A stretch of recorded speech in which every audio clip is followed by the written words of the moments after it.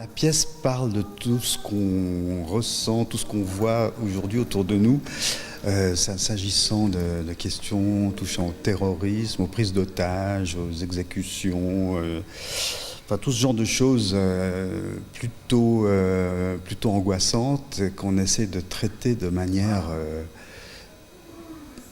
avec humour.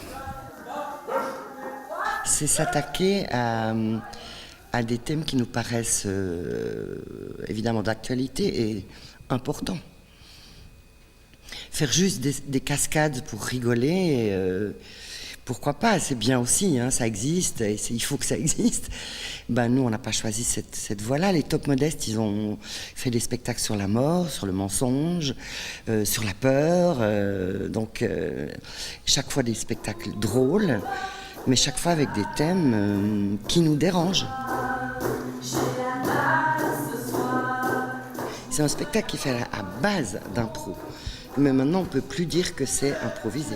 Non, une fois que l'improvisation s'est faite pendant la phase de travail, on fixe les choses, on scénarise, voilà. On choisit le meilleur, et puis après, alors, je dirais au contraire, comme il y a pas mal de choses qui sont du registre un peu burlesque, il faut que ça fonctionne. Donc c'est une mécanique assez précise. Donc là, l'impro n'a plus tellement sa part.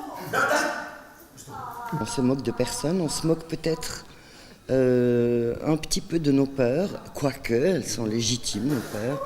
Mais disons, on essaye surtout de la désamorcer, la peur. Je crois que c'est l'humour, ça sert à ça. Après, ce que le public en retire, peut-être que vous avez 20 spectateurs et 20 sensations différentes. Justement, parlant sensations, on dit toujours que le théâtre sert à faire vivre des émotions. Oui.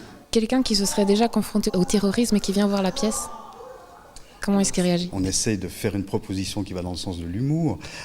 Évidemment que ça peut-être déranger quelqu'un qui l'a subi. Moi, je comprendrais très bien, évidemment. Mais peut-être que cette personne sera aussi peut-être contente d'une fois rire de quelque chose comme ça. De rire de quelque chose qui vous a terrifié. Ça fait beaucoup de bien.